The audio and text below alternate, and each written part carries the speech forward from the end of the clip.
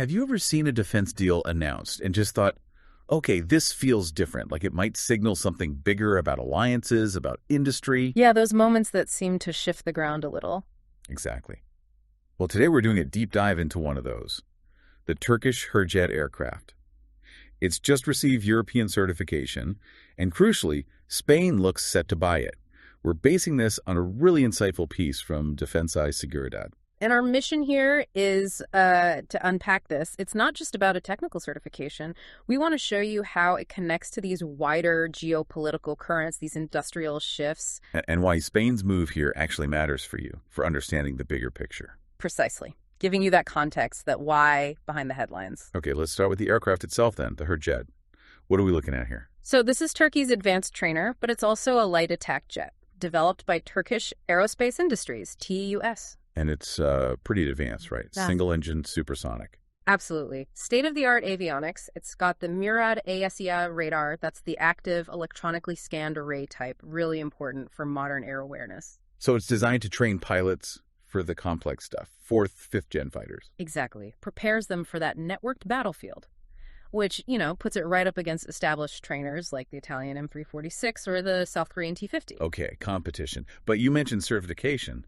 That sounds like the real breakthrough here. Well, this is the crucial part. The European Union Aviation Safety Agency, EASA, gave TUS both Design Organization Approval, DOA, and Production Organization Approval, POA. Right. And those are... They're essential. You basically can't sell or export aircraft into European or NATO countries that operate under EASA rules without them. It's a massive step for international viability. So not just a piece of paper. It's a real stamp of approval, a validation. Definitely. Haluk Gürgen, who heads up Turkey's Defense Industries Committee, confirmed it. It signals trust in TUSA standards, their design, their manufacturing.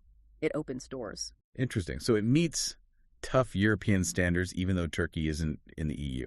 That's the key takeaway. It shows capability can sometimes bridge those political gaps. Okay, so with that EASA approval in hand, let's talk Spain. What's their role? Right, Spain. The Ejército del Aire, their air force, confirmed they're getting the Hürjet. This was announced at the IDEF 25 fair in Turkey. And these are to replace? They're old F-5Ms, veteran aircraft, been flying for decades. So the Hürjet is part of this much bigger modernization push for Spain's whole training setup. Updating their capabilities makes sense. But it's more than just swapping out old planes. Look at the deal itself, about 1.375 million euros. And importantly, it involves Spanish companies, Indra, Airbus España. Ah, so there's an industrial angle too. A big one. Our source calls it an unprecedented window for direct aerospace industrial cooperation between Spain and Turkey. It suggests Spain might be diversifying its partnerships, looking beyond the usual suspects. Which brings us to a really fascinating point. Turkey, as we said, major NATO ally, but not in the EU. And Spain, normally, they buy European. Big consortia Airbus projects, especially now with things like Rearm Europe 2030 pushing for more EU defense spending post-Ukraine. Exactly. That initiative is all about consolidating the European defense base, buying European.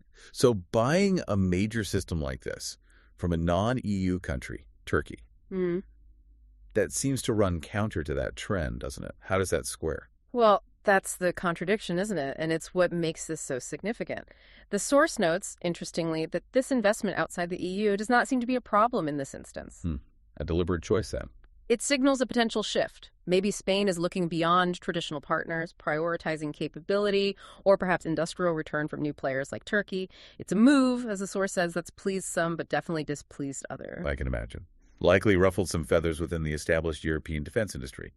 Those expecting Spain to stick with the EU bloc. Almost certainly. It raises questions about the coherence of that Rearm Europe idea if member states start making major procurements outside the EU framework. There's competition for limited budgets after all. So are there risks for Spain in moving away even slightly from that EU alignment long term?